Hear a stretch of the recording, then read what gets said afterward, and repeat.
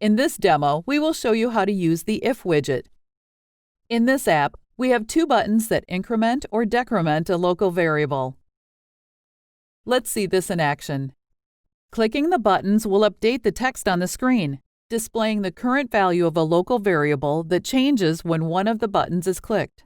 Let's now return to Service Studio and start working with If widgets. Let's delete the existing expression and add an If widget to display the message, "Number is 0.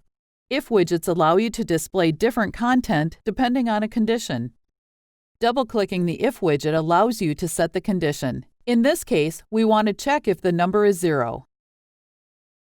Inside the True Branch area, we can add our content. Let's add some simple text, publish the app, and open it in the browser.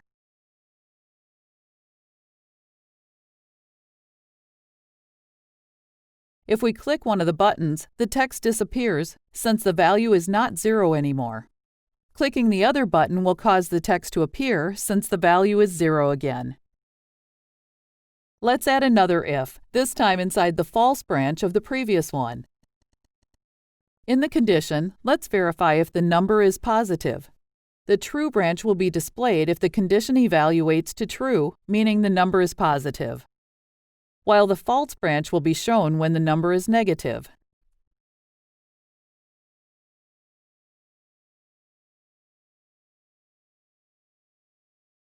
The text now shows that the value is 0, as expected. But if we click the buttons, we can see it changing. This way, we can have certain content appearing depending on how a condition is evaluated.